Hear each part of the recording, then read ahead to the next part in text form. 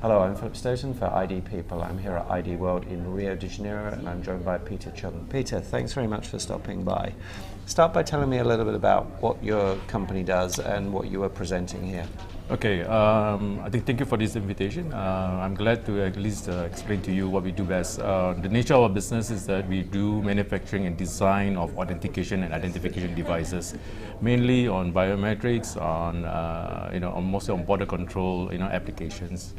Today's presentation will be touching more on mobility in biometrics. All right, so we're talking about many countries today. In the last couple of days, I've attended for the conference. The countries like India, like Brazil, even in Nigeria, they are implementing on enrollment of national ID. And in the national ID, as you probably can see, that they are issuing out e-IDs that has got many applications in it. So the use of national e-ID now has gone beyond just identification, but it's also for banking, for driving license, and for healthcare, and so on. So because of the nature of the multiple applications of eID today, all right, there will be more requirements to use mobile biometrics devices to authenticate such applications. Okay. Right. Okay. Let's say, for example, in healthcare, for example, right. There will be a lot of readers will be deployed, biometrics readers, so that they will be deployed in the hospitals, for example, or pharmaceutical areas where to authenticate citizens who are entitled for subsidies or medicine, prescriptions. So they will use the national ID authenticate with our devices, in remote areas, not only in hospital, in larger satellite cities, but also in remote villages and so on. Okay. Right. Okay. And the countries you mentioned are quite a few of those are very high population developing countries. Yes. I guess what they need is robust. They need low cost. They need something that's very scalable. Yes. Is that a huge demand? Yes. That's where you can see that the growth of these devices on biometrics has grown exponentially. We are talking about a CAGR growth of almost 48% in the world. All right, that's pretty much the kind of adoption of biometrics devices in the world today, and that is why we see an opportunity, and we start having to offer solutions and devices made to the market today, and especially that, as I said, many countries are issuing eIDs today, electric eIDs. More so, you will need more devices then. Right. I mean, take example like in India, they have registered, enrolled 360 million of citizens. Can you imagine the impact of 360 million citizens having an eID today, transacting?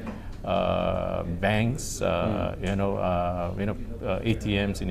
in banks, in multiple sites, and needing a biometric. They would need a mobile biometric devices to be used, because as you know, in India is a very large geographical area, so it's very large distributed, and infrastructure-wise, there's 3G available, GPRS available. So mobile devices that can authenticate biometrics becomes a very critical part of the infrastructure to support these needs and wants of the eID requirements. And in terms of the data there, that's all cloud storage? Or? I think when it comes to the data, it will be dependent on the country implementation because of the security. So some of them will use the public cloud infrastructure. Some will use a dedicated back to the server, to the gateway server before it gets into the cloud. To the cloud computing. So it can be. So it all depends, all right? Because it involves the national ID identification, it involves some security information. For example, like the biometrics information is stored in the card itself. So again, there's also a concern about security on mobility, having to transfer or sending your biometric information via wireless or through GPRS or 3G.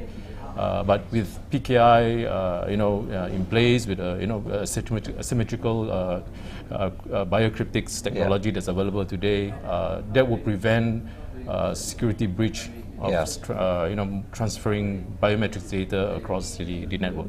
Well, it's a constant balance, isn't it, between convenience and security, and we have to constantly work on it. So some very, very large projects that you're dealing with. Yes. How does that work for you in terms of scalability, in terms of your business?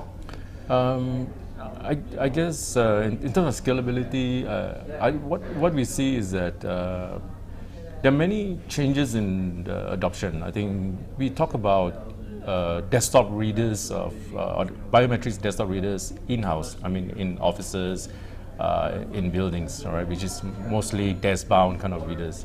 And then it started to move into handhelds, dedicated handhelds for biometrics. And then now, even like as you probably can see, that Apple has just launched their own phones that has got a biometric capabilities as well. Yeah.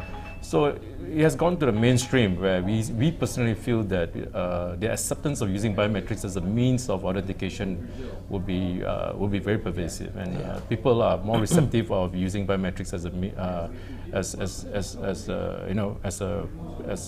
a use for for secure transaction. Yeah. All right. Yeah. And moreover, we all know that, including yourself, all right, you will probably be aware that you need to remember like more than 10 passwords for your notebook, for your handphone, for your bank account. So there's just too many passwords that we need to remember. So on the average, there was a study made that on the average around the world, people have to remember an average of 8 passwords for every individual on this earth.